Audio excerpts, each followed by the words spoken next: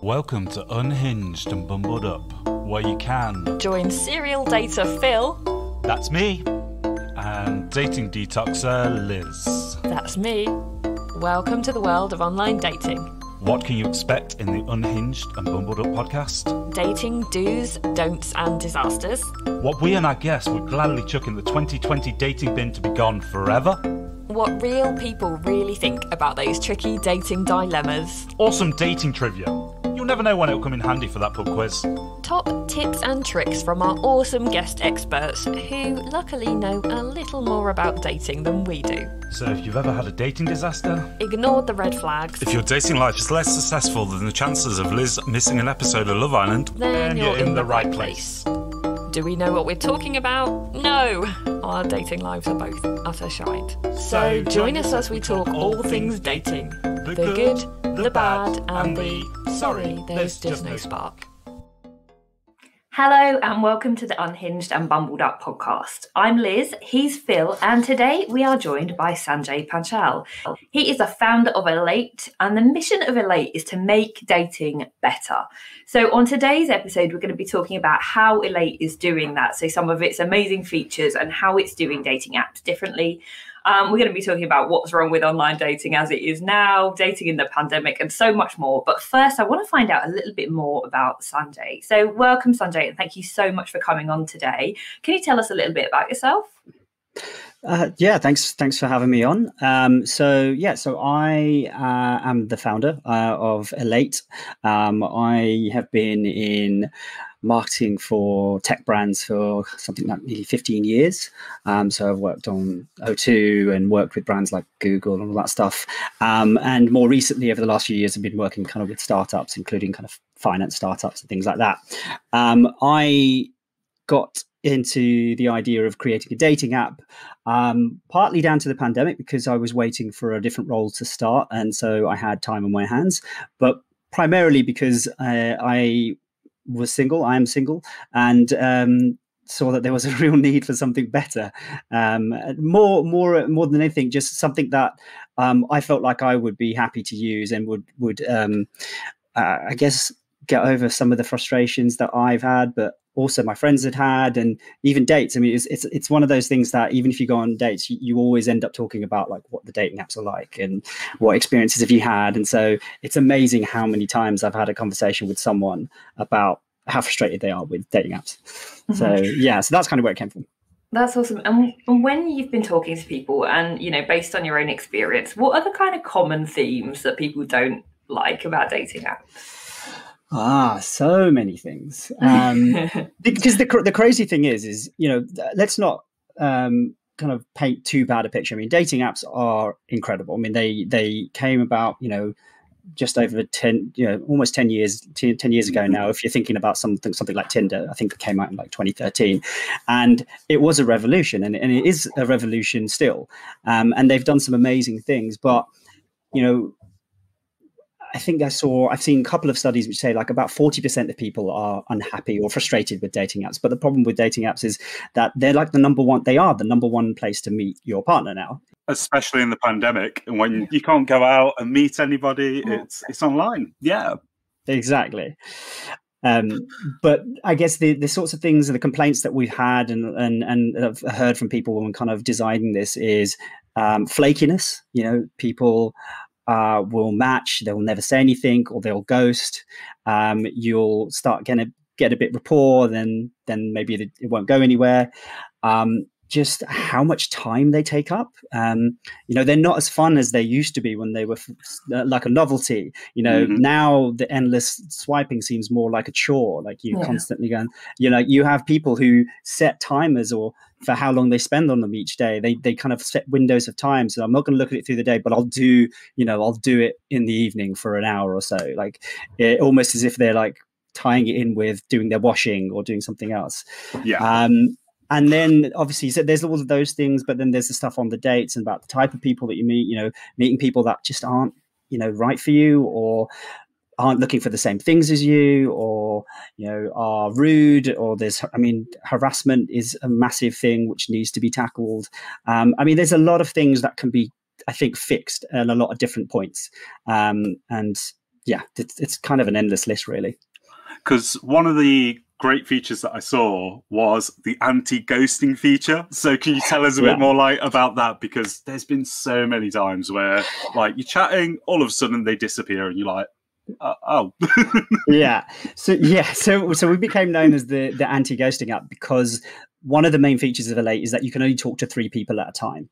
Yeah. And because you can only talk to 3 people at a time, in order for you to chat to someone new, you have to end the conversation to free up space. You can still match with more people, but they sit and wait for you in what we call your match queue.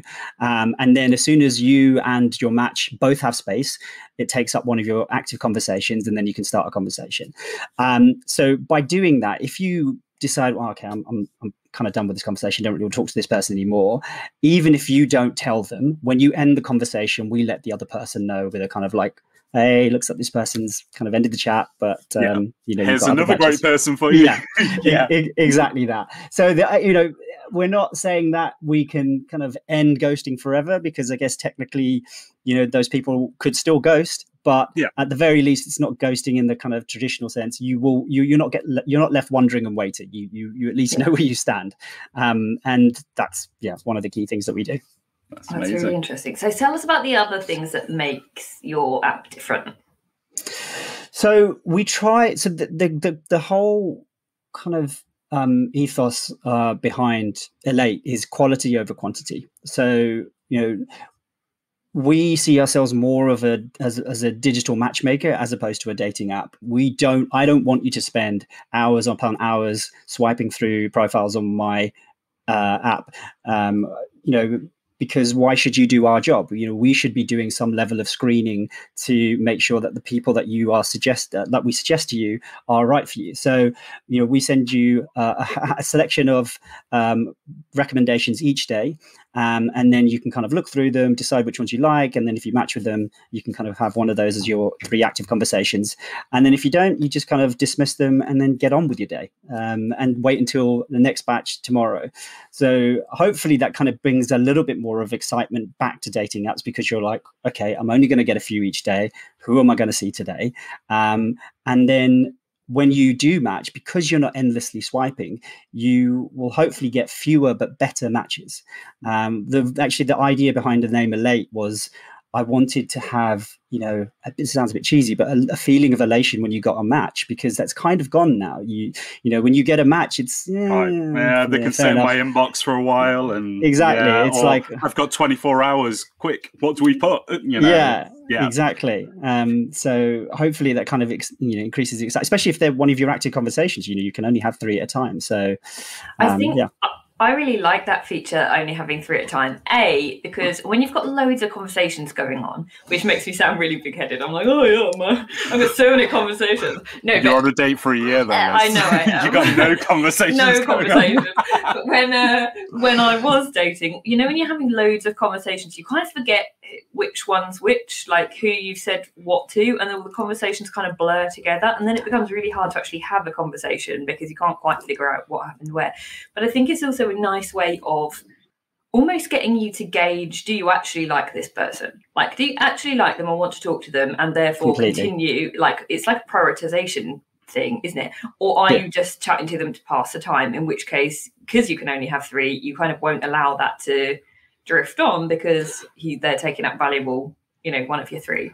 Yeah, it's the idea is to try and be a bit more methodical, a bit more kind of thoughtful about your approach to dating. So it's not just about endless kind of matching. Yeah, because we asked our followers on Instagram, we asked them a few questions just to see what was see what they said. So we asked them about obviously the app, and we said about the free people at a time. We said, would this make you think before dropping someone you're talking to? And 90% said yes, that it'd make them think a bit more before they go, oh no, see you later, because they're not stuck there in their inbox. And then with only 3 conversations, would this mean you put more effort in to keep the conversation going? 83% said yes at that. And we also asked, would you feel better knowing your match is only talking to 2 other people a maximum? 80% again said yeah. And then the final question, would you join a dating app where the conversations are limited to 3 matches at a time? And 87% said yes. So that's pretty all good. Amazing news. That's all good to hear. It's interesting, the one on the, like, if would you feel better about them only talking to 2 other people? The reason that I chose 3 in the end, because it kind of instinctively felt right. But I was also very conscious of the fact that we're probably not the only dating app that they're using. So even if we limit it to 3, you've probably got at least one other dating app, and maybe you've got 2, 3, 4, 5 other conversations going. So it ended up being kind of a test at first, but it just seemed to fit. And it was interesting that actually after we'd already decided upon the kind of 3 chats at a time, we were doing more research, we were doing more surveys, doing more kind of talking to customers, and we came across some research and some comments by a woman called Dr. Helen Fisher, who's the chief scientific advisor to Match Group. And Match Group owns Tinder and Hinge and Match.com, Plenty of Fish. They own all of them. And I thought it was just really interesting that she says, time and time again, that we as humans suffer from a paradox of choice or cognitive overload. So if you have too many people, we're not designed to handle so many choices. And if you think about Tinder as an example, how many thousands of people that you could end up swiping through a year, and how many conversations. And interestingly, she actually says, don't talk to more than between 5 and 9 people. That's what she kind of advises. And this is the person who's advising Match Group. So we just found that really interesting. No, that is really good. I mean, with me, conversation, it is hard to talk to more than like 2 or 3 people at a time, because you can't get to know somebody properly when there's all that many people, because you're spreading your attention very widely. And for me, I just feel that this is a great idea, because your concentration is on those 3 people. And if one disappears, you've got someone there to start a whole brand new conversation with. So, yeah. it's hard enough keeping up with your mates and the group chats, let alone the dating apps. And your mates and the group chats are a lot more forgiving if you take a few days to respond. Whereas on dating apps, if you don't respond within 24, 48 hours, that person's probably got another match and another conversation. They're like, move on. I think as well the 3 conversation thing is going to be a really good way of prompting people to put up with less shit. So if you've only got space for 3 conversations, if somebody's a bit of a knob or crosses a boundary or is rude, I think there's much less likelihood that you're going to keep them in your inbox and keep slogging through a conversation. I think it's much more likely that you're going to be like, nope, see ya. Thanks very much. Absolutely. I think one other problem with a lot of dating apps is there's no consequences. If you're rude, if you're, with a lot of apps, someone can be really rude and then they'll unmatch you before you have a chance to even report them if they're that bad. Whereas on our side, you can't do that. In fact, we actually require you to give private feedback on every single chat. So no matter who ends it, at the end of your chat, before you get a new match and a new active conversation, you have to give a little bit of feedback. So it helps us keep on top of the worst offenders, but it also helps us give feedback on what you like, what you didn't like, to help us get you a better match. Facts about dating.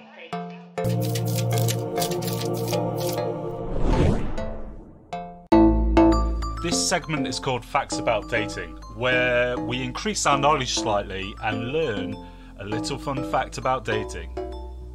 We also ask the guest to find a fun fact. So we have reached that part of the show where you get to learn something new. It might help you at that random pub quiz one day when everything opens back up. But Liz, have you got your fact? I have. It's actually a selection of facts. A selection. A whole fact buffet for you today. Okay, so we've talked about Hinge. We've got some cool stuff about what works for people in terms of photos. Okay, so you've just mentioned, Sanjay, about the 5 mirror selfies. We've discussed before about car selfies, which are my personal hate. So on Hinge, 80% of photos are posed, but candid shots are 15% more likely to receive a like than posed shots. So candid ones do much better in terms of like the post shots. Also, selfies are less likely to receive a like than non-selfies. And bathroom selfies are 90% less likely to receive a like. That should be 100% less likely. Nobody wants to look at a photo with a toilet in the background. It's just so unnecessary. The bathroom selfies that always get me is that, okay, I'm going to do a selfie, but then I'm going to hold the phone in front of my face as well. And have you understood the reason for the photo? Or there's a massive flash, so you're just looking at a photo, which is basically a light burst. Completely agree with all of those things. The thing about selfies, and we've just updated that. We did a big blog post about how to get the best out of your profile photos. And one of the things we put is don't do selfies because your face gets a little bit distorted because of the focal length of the camera when you're trying to do a selfie. So you don't look your best on a selfie camera. You're better off using the front face, not the front facing camera, the back camera, and getting someone to either put it on a tripod or, getting a friend to do it. You are not looking your best if you do selfie. I think that's been such a hard thing about the pandemic as well, because obviously, like, I live by myself. There's been nobody around to take a photo, and also, normally if you would like candid shots or shots which show you doing, like, out and about doing something, Phil's just demoing his ring light. So there's been so much less opportunity to have candid shots, to have shots of you doing interesting things that say something about your personality. We've all been stuck at home, more or less, just taking selfies. But I think as things open up, as you can start doing things more, there is going to be so much more opportunity. And I know it can feel clunky, but if you and your mates aren't in the habit of taking photos of each other, ask them to just take some nice photos of you that are natural.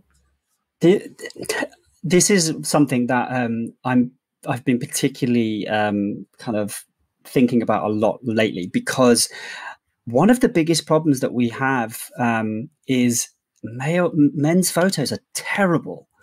They're so bad on average. Thanks. Not everybody's, and that's why actually, if you've got some really good photos, you really do a lot better in kind of compared to the rest.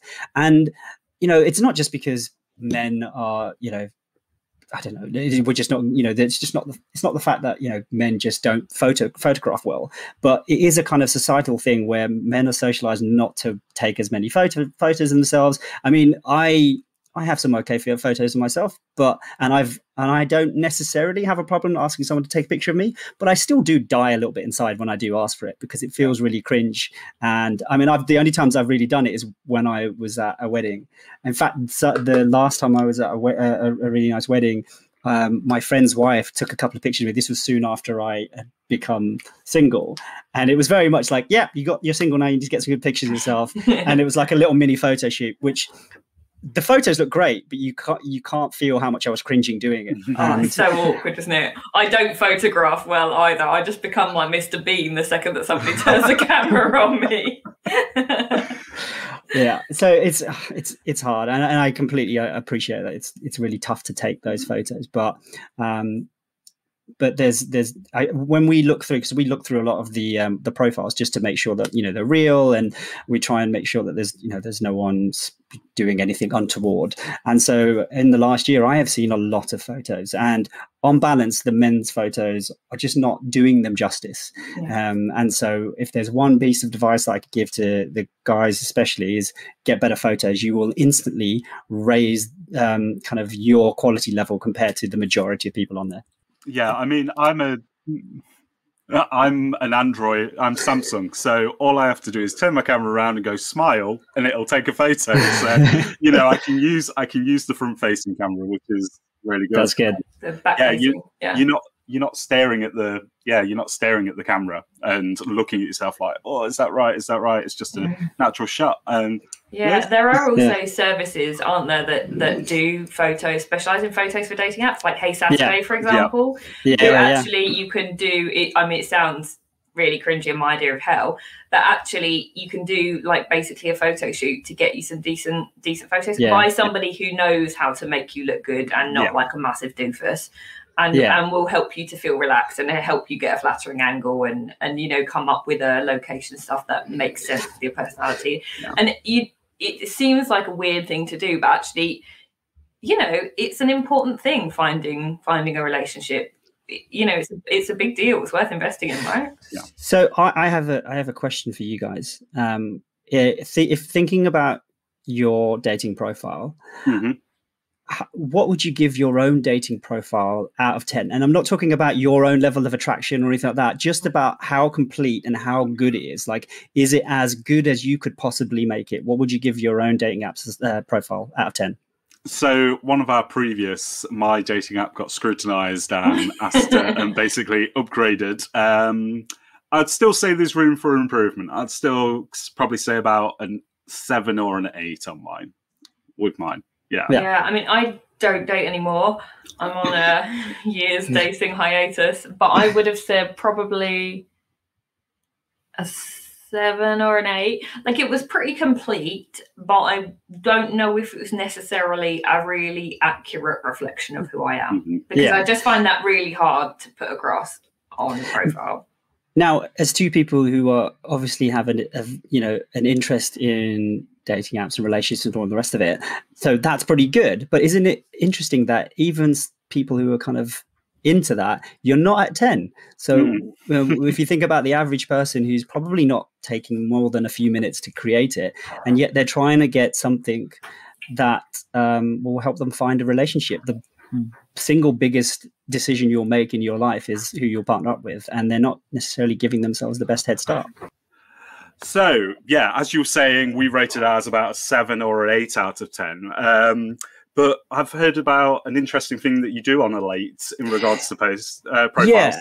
So I guess one of the, because I talked about the fact that we're trying to be more digital matchmakers as opposed to just a dating app. So we want to offer more help to daters as well. And there will be more features that kind of come down the line. But right now, if you sign up to Elate, you can ask us to give you feedback on your profiles. I know it's something that some people feel a bit uncomfortable asking friends and that, but we can help you with that. And it's something that actually I've got a bit of a backlog of doing some this week, but I really strongly feel that we want to help people as much as possible. And one of the interesting things about the way that Elate is built is because we have that extra feed where you can kind of rate individual parts of lots of different profiles. It means that we can give you scores on those individual photos.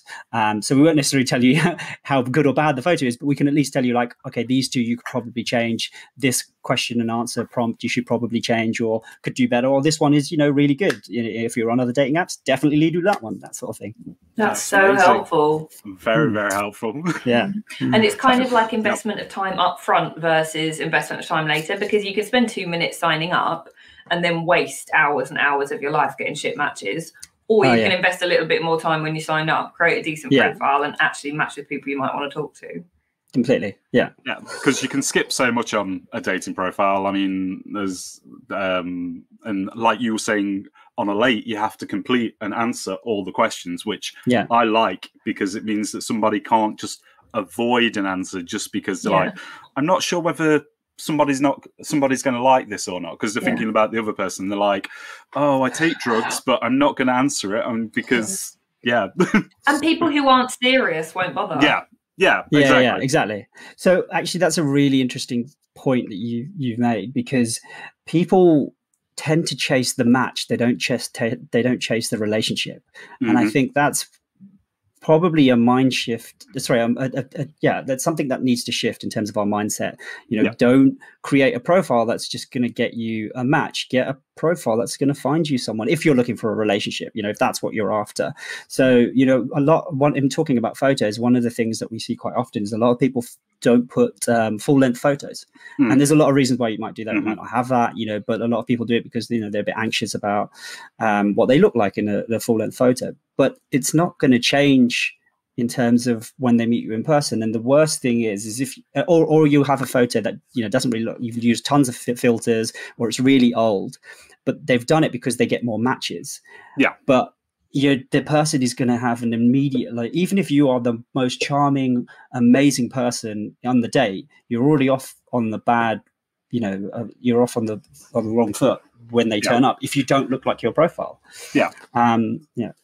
So just the final thing in this buffet that Liz has supplied us, with the matching, I noticed quite a lot with OkCupid, because they show you the answers of what you put. And I've noticed a few times that people have changed their answers to match mine, so their percentage goes up. And I'm like, that was not that before, because I had a look about what you put.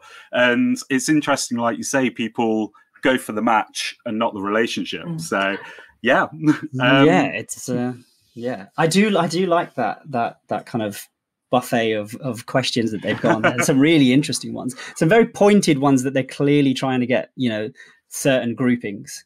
But yeah. So Sanjay, have you got your fact for us? So I thought I'd go with something that I know I've seen discussed about other dating apps, and it's certainly it's something that has kind of appeared in terms of the data and the stats that I've seen on Elate, which is on average, and I'm going to kind of say roughly on average because obviously it changes, but on average, guys will like 50% of the profiles they see, whereas women will like less than 15% of the profiles they see. So there's definitely a kind of difference in terms of how picky one side is over the others, but the other part of that isn't necessarily that that men will just kind of swipe right on anything. Some of them do, but it's just more a case of they're willing to kind of get to that next stage, and then.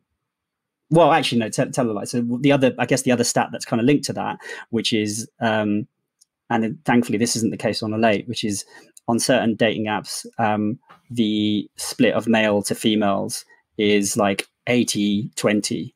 That's, I think I've heard stats that say like Tinder's 90-10. Thankfully, that's not the case on Elate, but I think that's just by virtue of the fact that we're a relationship app, so we have more of an equal split. But yeah. Means all the more reason why the guys have to have better photos, because you need to be in that 15%. Exactly. Yeah, because that's really interesting, because we did have that similar fact about the but it's changed quite a lot, hasn't it, from because Ricky was on and he mentioned about the split when he was talking, but I think it was like 20% then to something. So to see it's gone down a bit more, that's like it's fluctuating. So on the Elate it was around 20%. Actually, ours goes up past 20%, but that's just because I guess hopefully it should do, because we're not providing you with so many. But I did notice that during the lockdowns, the percentages went down. Like women were being even more picky, and men were too. And it kind of makes sense, because why bother matching with someone if you're even less likely to meet them in person? So if you're gonna bother like talking and chatting or video dating, or even just doing a walk in the park or something, then you're going to really need to make sure you like them. If you can only get out and exercise once a day, you've got to be picky about who you go on your walk with. Actually, that's now making me question whether we're getting higher percentages now because we're providing better recommendations, or just people are becoming less picky again. People have got back out into the world and they're like, woohoo, whatever. Exactly. Not so grumpy. Cool. Phil, have you got a fact for us today? I have, and it's based on the scammers. Nearly 20,000 people fell victim to confidence and romance scams in 2019. This is from the FBI 2019 Internet Crime Report. So in the USA, that was 20,000 people, which is... I read somewhere else that 10% of the people online on dating apps are scammers. So it's just crazy that many people. It's such a problem, especially I guess on apps or services where they target an older audience. They're more susceptible to it. But even on most dating apps, you'll get people who are trying to like scam them in some way or other, or trying to get them over to a chat app which will charge them or something like that. It's a really terrible thing. And there are, from what I've heard, and I heard this from someone who has been in who's kind of works with a few different other companies, and says there are entire companies that are dedicated to this. It's not even just like individuals who are doing it. There are companies in other countries who, in the similar way that you get some those kind of call center ones that are trying to scam people, you get the same thing on dating apps, which is insane. But when you can sign up and again, and you can set bots to like everybody on these apps, then it's it kind of works. And if you only get a little bit out of all of them, then it's something to worry about. Back to the questions. Can you answer this? Now we're back to the real reason why you're all here, asking our guests the questions and getting the answers.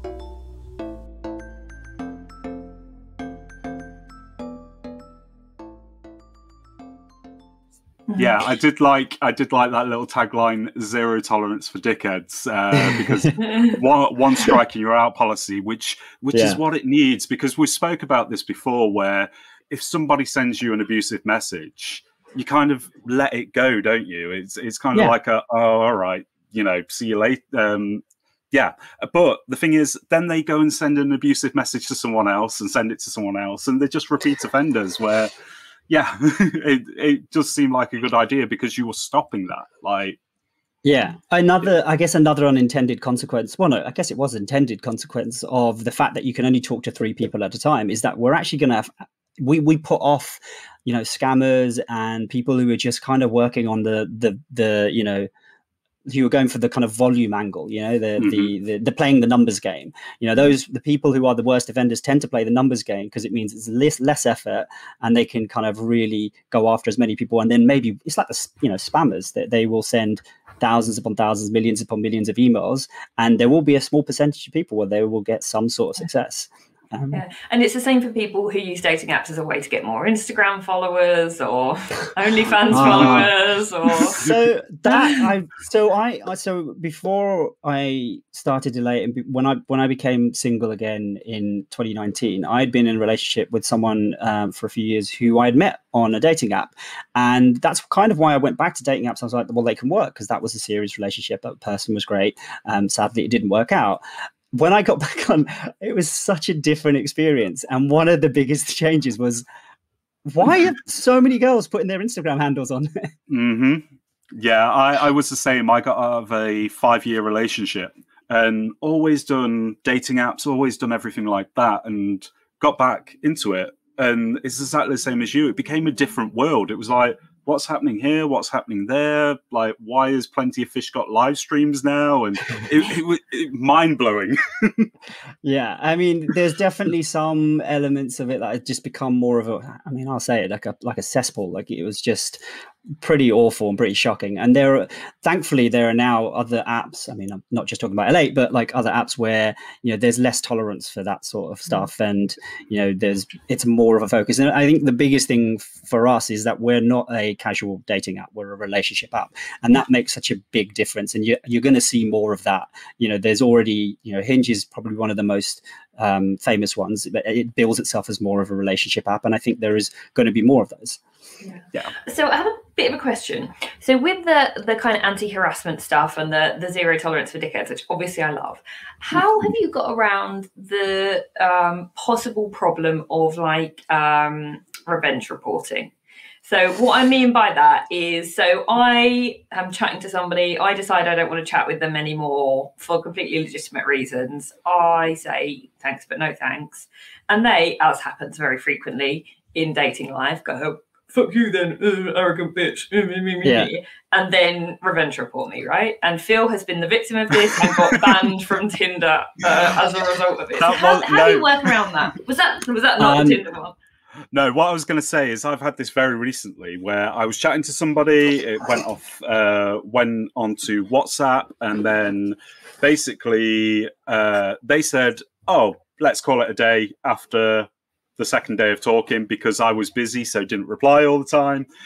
Then deleted the number. They went onto Instagram and spammed me massively and was like, "Oh, I'm going to report your dating profile now." And I was like, it's like proper trolling, wasn't it? For accepting the fact that you didn't want to carry this on anymore. So and then said she was going to and then reported on podcast and left us a 1-star review. That was awesome.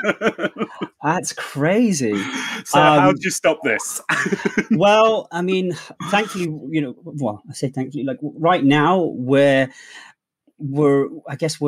small enough that we look at every single report that comes through. Yeah. And we don't get as many at the moment because, like I said, the fact that we can only do 3 at a time, the fact that you only get a certain number, it kind of puts off a lot of the worst offenders. And so we don't have to deal with as much reporting, but we definitely have had that revenge reporting before. And I've banned the people who've done it. Yeah. Because I remember I saw one just the other week. It got sent to me and I had another look at it because I think the person who reviewed it was like, I don't know why this person reviewed it. And I knew immediately, it was like, well, they've probably just they're doing it because they didn't get a response or they didn't talk to them or something like that. And that's what that was the case. And so I won't kind of ban them straight away, but I'll at least kind of let them know, that either give us more information about why you're reporting them.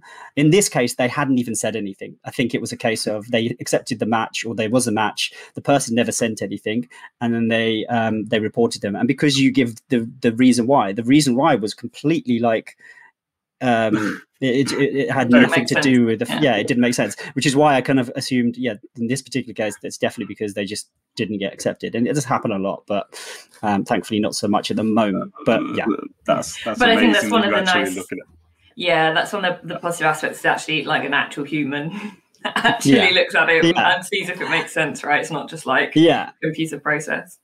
And we're looking, and I'm constantly reviewing and looking at this process, because obviously we will get to a stage where that's not going to be as feasible.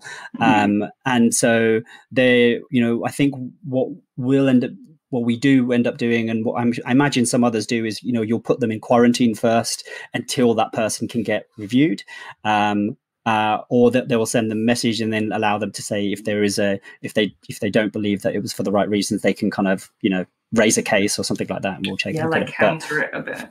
Yeah, exactly. I mean, I think it's important to give people the chance to kind of explain, especially if it's something that happens off the platform, and that's always a tricky one as well, because as someone who works at a dating app, I mean, one of the pieces of advice that you get from anybody who works for one of these dating apps is try to keep it on the platform as long as possible, because it's for your own safety, because you're not giving out details, but it also means that we can kind of, if there is a report or if there is bad abusive behavior, we can go in and we can see the evidence of that. And obviously if it gets particularly serious, it can be escalated further, but at the very least, we can mark them as like, okay, you're off the platform.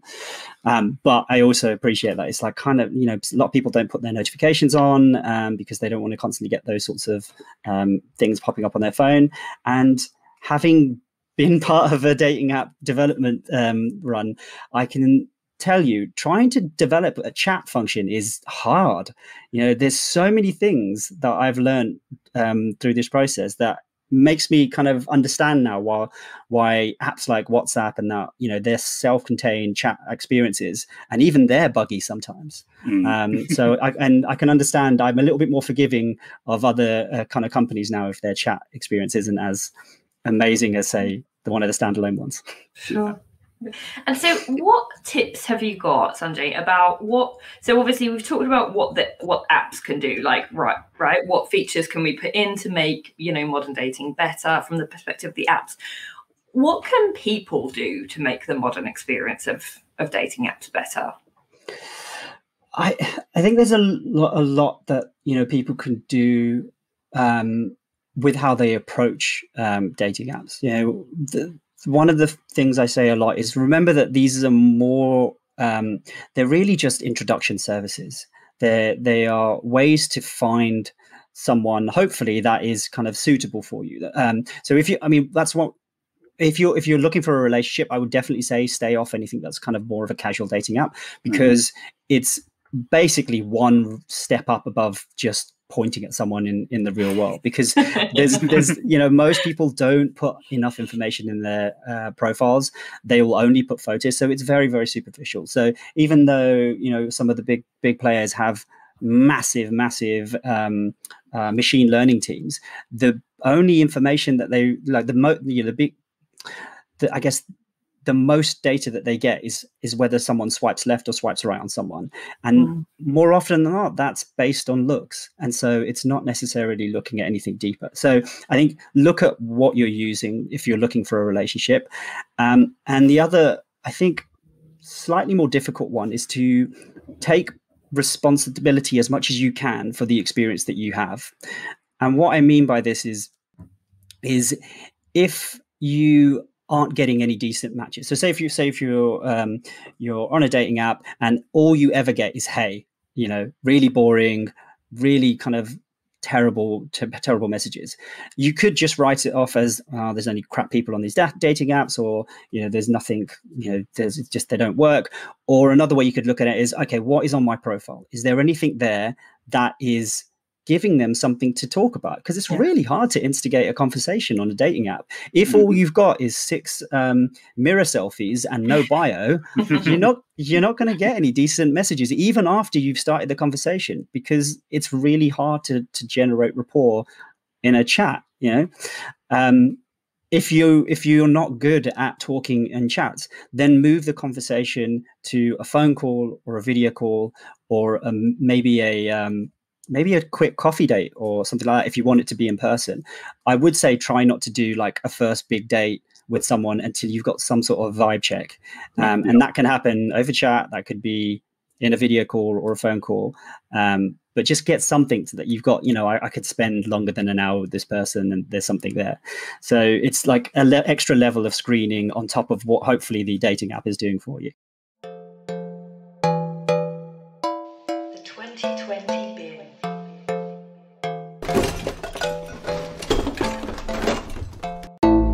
This segment is called the 2020 bin, basically the modern room 101.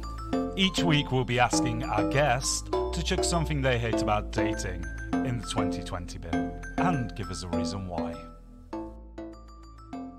Okay, so Sanjay, as you know, each time we have a guest, we ask them to put something in the 2020 bin, which is something absolutely shite about dating that should be gone, got rid of. So what would you like to put in the 2020 bin? Well, so there's a lot of things, but I think given all the conversations we've been having about profiles, if I could put one thing in there, it would be profiles without a bio or any kind of answers. If your profile is just photos and it has nothing else, I think if we can get rid of any of those, that would be amazing. Because I think everybody's dating experience will be a hell of a lot better. You'll get better conversations because you'll actually have written something that someone can pick on to try and start a conversation. You'll get a better idea of who they are as a person, so you can decide whether you want to match with them in the first place. And it just shows you're putting in a bit more of an effort, and hopefully it will help us weed out some of the scammers, because they're not going to bother putting in as much effort as some people. That's do you know what? I don't feel there's an argument even. No debate. I think that's just going straight in the bin, Sanjay. Okay. So fantastic. That's in the bin. If only it was that easy. Yeah.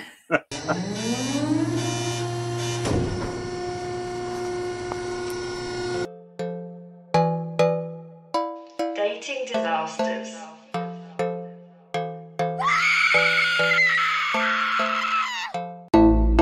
This segment of the show is called Dating Disasters, because let's face it, we've all had them. Each week we'll be asking our guests to share their worst dating disaster, and we'll be sharing a dating disaster we've either received or one of our own. Okay, so my favourite part of the show, Sanjay, do you have a dating disaster for us? So I was thinking about this, and unfortunately, fortunately, I don't have any massive disasters, which is, I guess, a good thing. A blessing. But a blessing. Good for you. Yeah. There was one that kind of stuck out in my head, which was a long, long time ago. I think it's literally the only time where I've been kind of set up on a date, and basically I'd gone to a party, and my friend had told me after the party, like, oh, this girl is interested in you. She told me her name. I thought I knew who it was, and then went on the date. It wasn't who I thought it was, and my memory is terrible at the best of times. So there was this like a really awkward moment where I got there and she was literally standing across from me, and I didn't go and say hello to her because I thought it was someone entirely different. And the thing is, like, she was a lovely girl, and I did eventually remember talking to her, and we had an all right date afterwards. But yeah, no, that was an extremely high level of cringe that day. You're like, what? That's all what I was expecting. But let's go with it. Oh no! So I forgot the worst part of it was I think it was the message I got from my friend, because she'd obviously gone, well, hang on, why isn't he coming over to me, and messaged her, and then she'd messaged me, and then I'd kind of looked around. I thought, okay, maybe this is when I clocked on, so maybe it's not someone who I thought it was, and then kind of, you know, did the moment when you clock eyes and you're like, oh, hey, oh, sorry, I was in a world of my own, didn't see you there. Even though there was no one else, but yeah. I have a similar dating disaster to that, but I will leave it to another episode. Mine's a bit worse than that, but yeah, we'll leave that one till then. But do you want to hear mine this week? I want to hear yours. This one's fun, and it involves you slightly, doesn't it, Liz? Oh yeah. So I think it was probably it's one of my latest dates, not that long ago. Started the podcast and I didn't know what to wear, and it meant a trip to Meadowhall on the way, and Liz going, yeah, wear this, wear this, wear this. So, to be fair, I'd just like to clarify, you did invite my opinion. Yeah. I wasn't just being a dick. You were like, hey, like, get ready for my date, like, I'm going to wear this, what do you think? And I was like, yeah, like, really like the outfit, different t-shirt. And you're like, shit, now I've got to go shopping. Yeah. And so, Meadowhall on the way up to Manchester, driving up there, the rain was absolutely awful. It was only sitting outside, you couldn't sit inside. So can we just clarify also that you did end up with a really nice t-shirt that you look really fit in? I did. I looked. Thank you. Yeah, you're welcome. It was a great t-shirt. I've had many compliments on that t-shirt. So got there, waited at the train station. She turned up, and it was like, because of the pandemic, it's like, do you hug? Do you not hug? And it was like, no hugs. Okay, so started walking, trying to find somewhere to go, and we went to this one place, and they had these little gazebos set up. Didn't help in this weather. This weather was torrential storm. Literally every so often you felt like you were on the log flume at Alton Towers, where all of a sudden spray of water in your face. So the t-shirt did look nice, but I was absolutely soaking wet. Then it was like, should we go for something to eat? And she was like, oh yeah, my friend's a DJ at this place. Let's go here. You know, it's amazing pizza. So went, ordered pizza. Pizza was amazing. And then she was like, oh, I'm just going to go speak to my friend. I'll be back in a second. And I was like, okay, no worries. So sat out here, cold. There was only like a little tiny umbrella at this point in time. And it was like, yep. Probably about 10 to 15 minutes she was gone. 10 to 15. And I was just sat there like, right, what do I do? What do I do? Yeah. Anyway, she came back, and we had. How relieved were you when she turned I was like, yeah, thanks. You think she just legged it? Well, I could see her. She was like literally there, because I kept looking back every so often, like, does she remember she's on a date, or she just? So anyway. She is one of our listeners, by the way, so she's going to be hearing this. And anyway, so had a coffee, said goodbye, all this lot, and then on the way, got home, message was like, do you fancy a second date when it's not absolutely chucking it down? Now, when looking back, I shouldn't have offered that second date, but she was like, no, I didn't feel anything. And I was like, oh, okay. And I was a bit like, underhanded comment here, which I probably shouldn't have said. And I says, that's probably because you were too busy talking to your friend who was DJing. And she was like, well, I would have spoke to my friend, whoever it was, And I was like, yeah, I've asked a few people, and that's probably not a great way to go on a date. Yeah, I feel like like, hello, by the way, to the listener. Hi. I mean, we're really good friends now. Oh, are you? Chat backwards and forwards, and yeah. Okay. Did she still stand by her original comment? She still stands by it. She even said if it was Jake Gyllenhaal sat there, she would have still gone and spoke to her friend for that long. So I just kind of feel like if somebody's driven up like 2 hours from here to Manchester, if somebody's driven for 2 hours to meet you, just maybe prioritise them a little bit. I mean, it feels like the only way that you're going to get any kind of closure on it is to do another Instagram poll and who's right. put the argument to bed. Yeah. Yes. Right. So we're going to do this when this episode airs. So on Monday, if you see a poll come up, and it wasn't my idea, by the way, name that I can't mention, it was Sanjay's. So if you want to, but it's the only way. I feel Instagram There's only polls, one way to settle it. Let the listeners decide. We have said this about our life, though, haven't we, Liz? The Instagram polls are the way that we are going to start living our life now. So if someone says, "Go do this," it's like, yeah, we'll do it. Our followers said so. Yes. Yeah, indeed. But brilliant. Yeah. So she tells me about all her dating disasters now, which is great. Next, and hopefully we'll feature one on the show. We already have. Have we? Oh. Can't tell you which one. That's though. Brilliant. Yeah. So good. I did get. There was a couple that I thought of that weren't mine, so I thought I shouldn't necessarily give those away unless I get permission first. But maybe if I get permission, I'll send them to you guys, and you can send them over, and we can. There's one in particular that is really good. Well, really bad, but really good. So if you're the person that Sanjay is talking about and you're listening to this, please give permission by listening to this.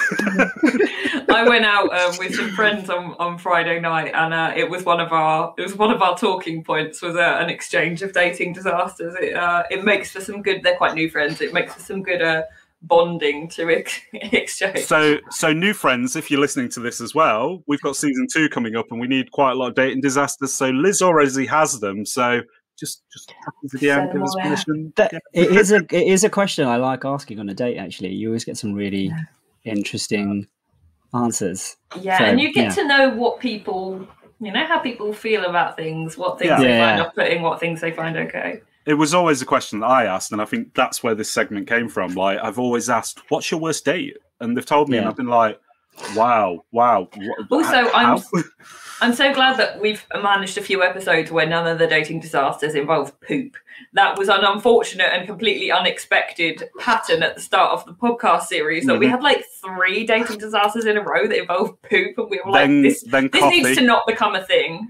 Coffee was also a thing. Going to Starbucks ruined a lot of first dating disasters. Wow, okay. Yeah. I mean, if you're going to use the word disaster, then people will I guess, gravitate to poop. Yes, I guess so. Yeah. It's the constituted disaster. Anyway, no more mention of poop. Back to the questions. Where am I? Who are you people? This is the final instalment of guest questions, so sit back, relax, and find out what else we've got to ask.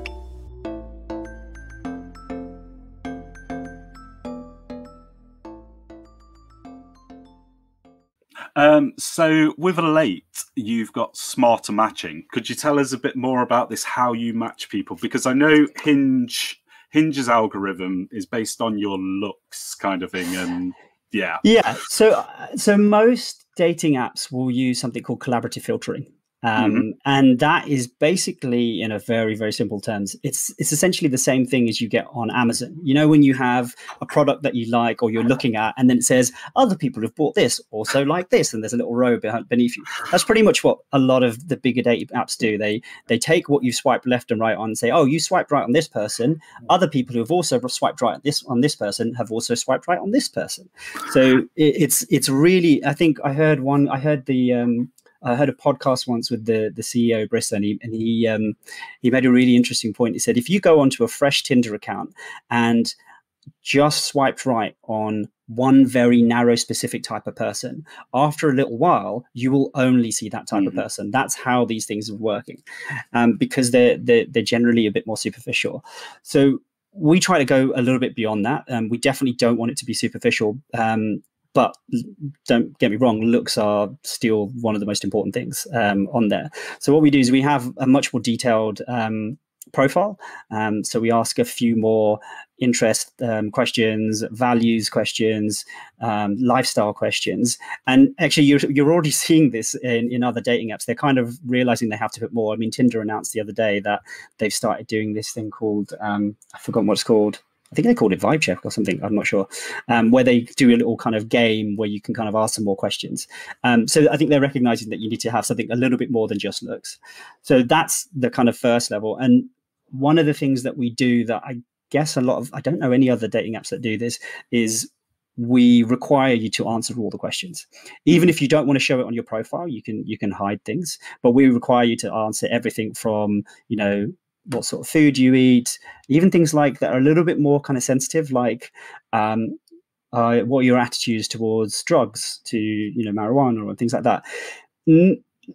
Privacy is really, really important, but I think it's important for us to have that information about you, because we don't want to match you with someone who is like, if you smoke weed at the weekends, we're not judging you on that at all. Like, loads of people do it, but I can't match you with someone who's really anti it. And I think that's one of the things that kind of came up when we were developing this, is that a lot of the times, because people choose not to answer something because they don't want it in their profile, you can still get matched up with someone who's not on that kind of same level.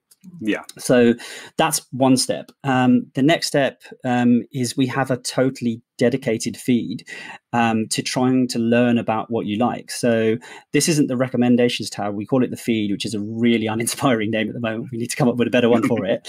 But basically what happens on this feed is we show you snippets of people's profiles, their photos, their bios, or rather the answers that they've given, and they're anonymous. Well, obviously you can see their faces, but you can't click through to their same profile. You can't like them. You can't match with them on this. You literally just on a little smiley scale tell us whether you like it, dislike it, or a little bit nonplussed about it.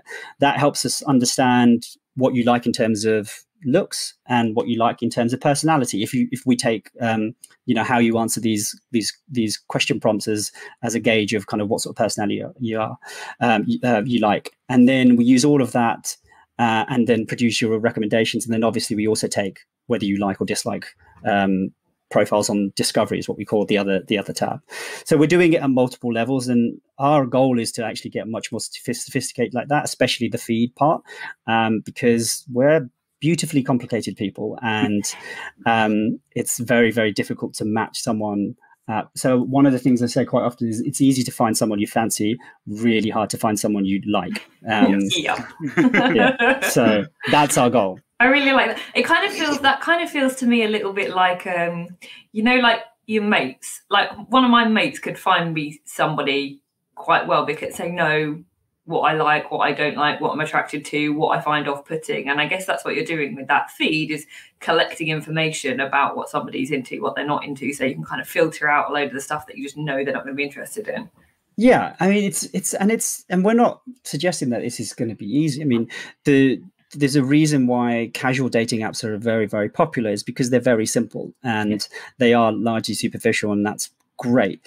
But we are moving into a period now where there is more need for relationship apps that work, and you could go down the route of a really extensive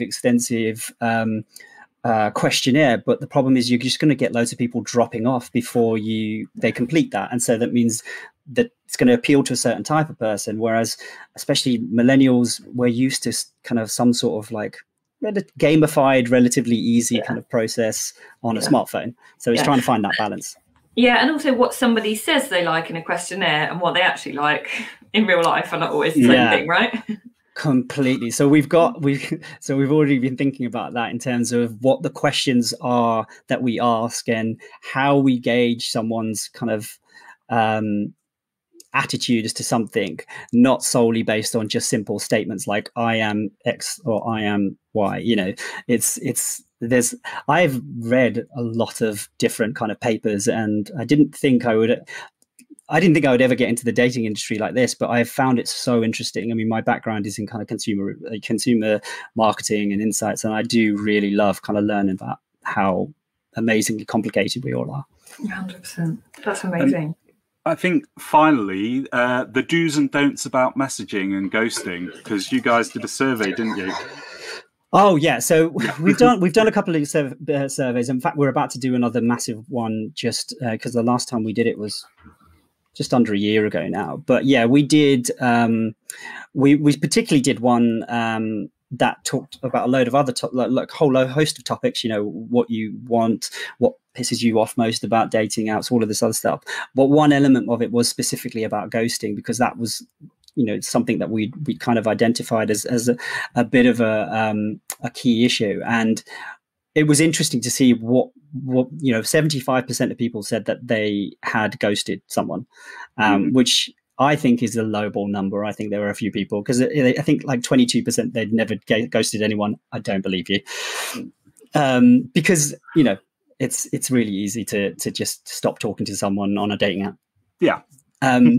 But the top reasons were quite interesting. It was like, you know, the number one reason was avoiding the awkwardness of not saying I wasn't interested, which is completely understandable. And I think most of the reason people do it. The second one was they said or did something I didn't like, which again, completely understandable. But then everything after that was, you know, was too busy and it was too late, or I just couldn't be bothered to keep replying, you know. So we went into that. But since then, we've gone into more about like, how do you behave in messaging? How do you get kind of, how do you generate kind of rapport? And I guess the quick do's and don'ts would be things like, firstly, don't get too sexual too quickly. That is, it's surprising that you have to say that, but especially from women, that is one of the biggest complaints about men on dating apps. They think because they've matched with you on a kind of an attraction level, that they think they can get to that really quickly. They skip a whole load of steps. Yeah. And that's the feedback we've had from people who've even specified that they want something casual. They still say, you know, even though I've said I want something casual, that doesn't mean I just want, you know, a hookup. It means I'm not looking to completely get into a serious relationship. So just don't get too sexual too quickly. Don't treat it like an interview. So if someone asks you a question, ask some questions back. Don't just give, you know, answers or statements.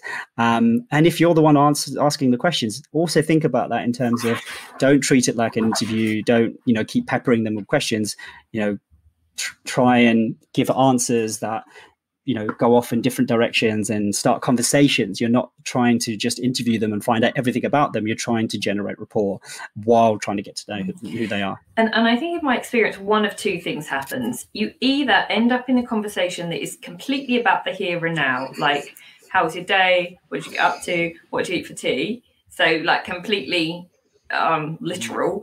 Or you get into a conversation which is entirely autobiographical about somebody's entire life story and how many siblings they have and what they do for work and where did they grow up and what was their childhood pet called, but nothing about the here and now. And I think for me, a good balance is to have both of those things. So you're getting to know somebody, and you know, you don't get 3 months into the relationship and think, oh, I've got no idea anything about them. But at the same time, it's not all just an exchange of that factual information, because once you run out of factual information to exchange, where are you going to go next?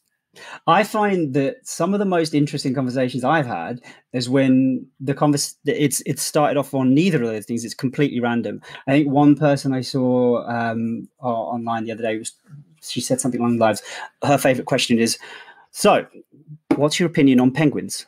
And it's just a random question to just see what they come back with, because if they're funny, if they're witty, can they handle, the randomness? And I love that as a question, because that generates something much funnier and 100%. enjoyable. Yeah, and it just gets into the conversation about penguins, and who doesn't like penguins? Yeah, I think I'm trying to remember now. There was a conversation that I had with someone on a dating app, and that person ended up, becoming a good friend of mine. And I think it went off. I can't remember the specifics, but it went off on some long tangent. And that was the first. And I knew immediately, okay, that person I can hang out with, even if it doesn't go anywhere. And that's a really strong kind of indicator.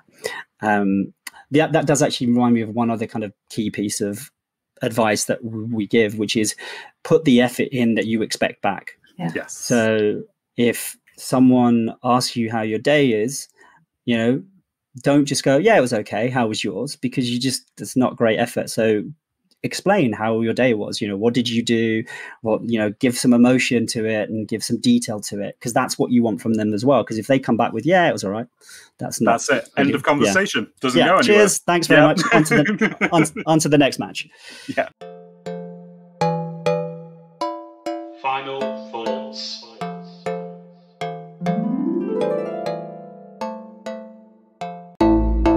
This segment is called Final Thoughts. Basically, we take a look back at the episode and we each pick something that we'll take away from it or something that we have learned.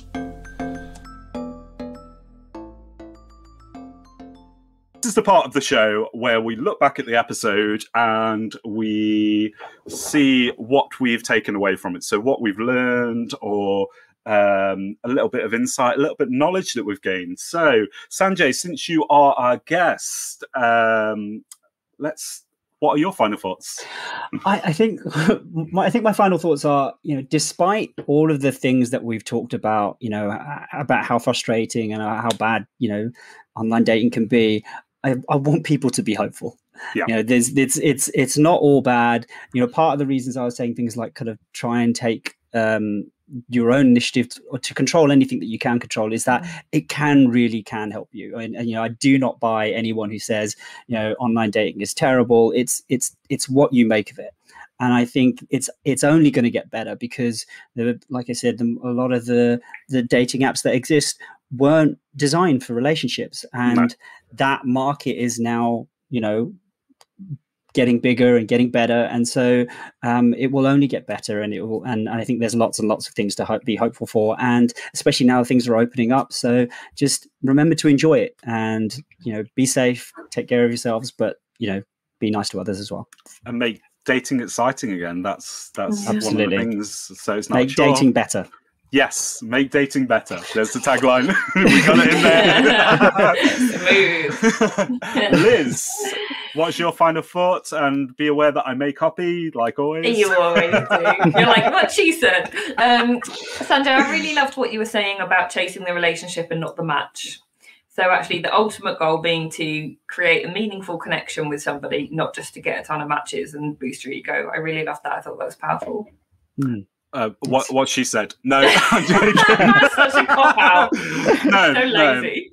I think with my final thought, it's the fact of quality over quantity, because we are so busy in our day-to-day lives that by having 10, 15 people to chat to, you're never going to get round to it. And the fact that you are going to think more about, is this person right for me, or is this conversation going anywhere? If it's not, then let's replace this person with another match. It's just like getting rid of all the time wasting, distracting crap.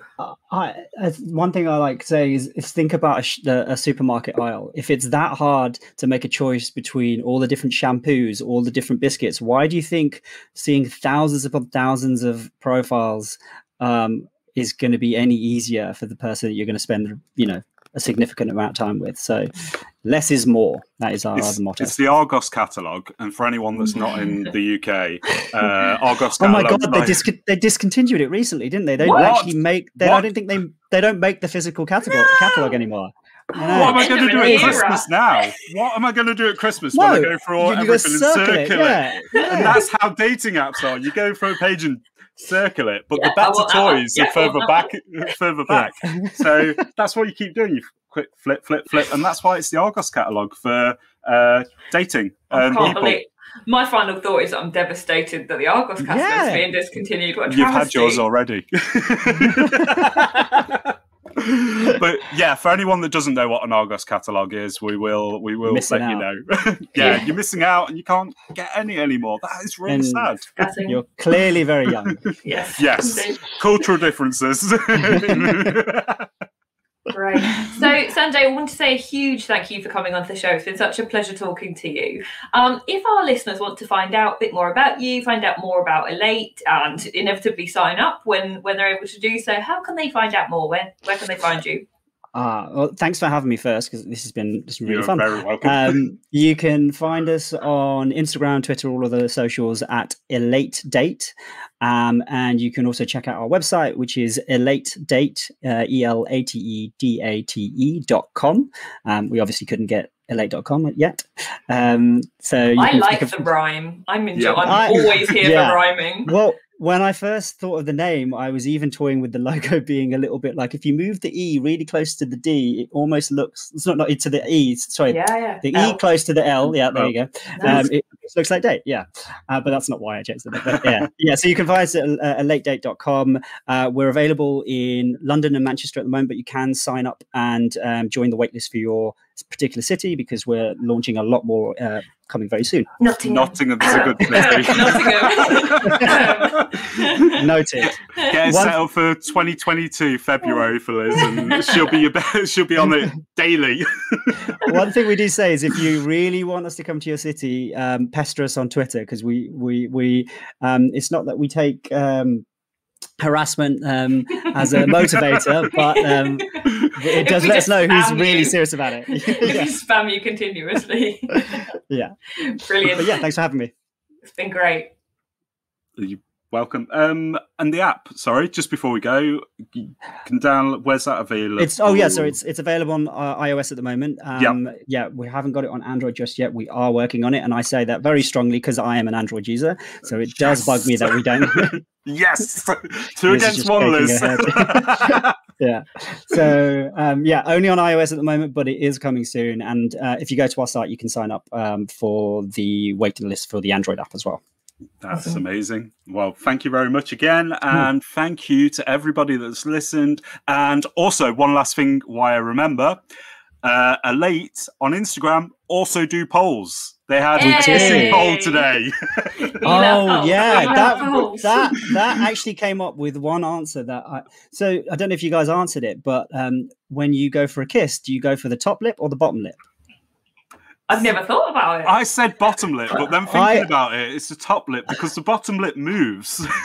The top lip... I hadn't thought of that either, and I go for the top lip. And I can quickly give you the results of that. I'm going to have to go and give somebody a kiss now and figure it out. No. So the result as it stands on that poll is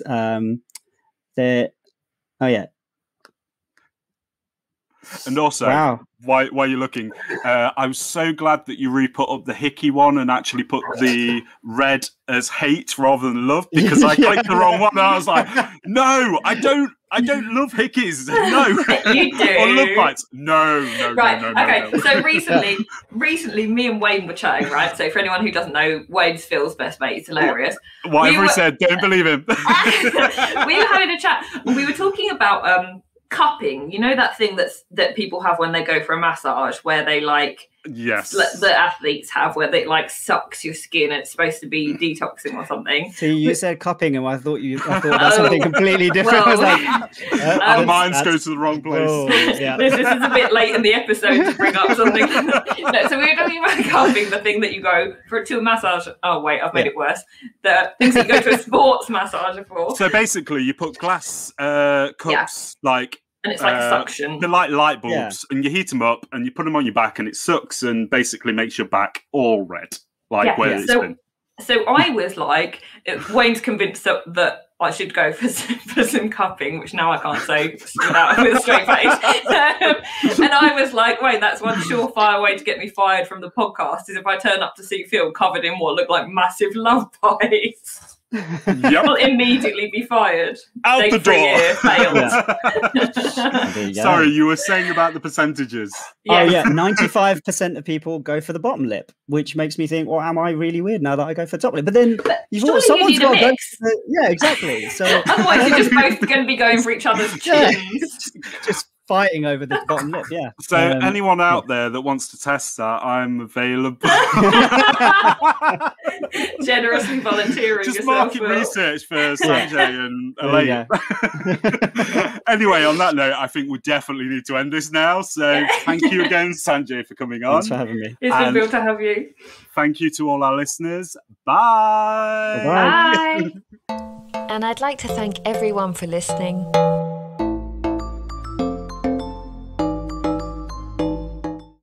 If you'd like to get in touch, then you can do, whether that's to submit a dating disaster, ask a question, or ask for some advice.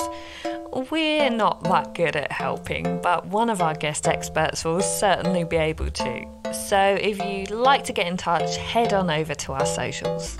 On Facebook and Instagram, it's @Unhinged and Bumbled Up. On Twitter, it's @BumbledUp. Or by email, it's unhinged.and.bumbledup@gmail.com. If you liked the episode, then please don't forget to like and share, and click the follow button above. We also now have a website, www.uabu.co.uk. See you all next week.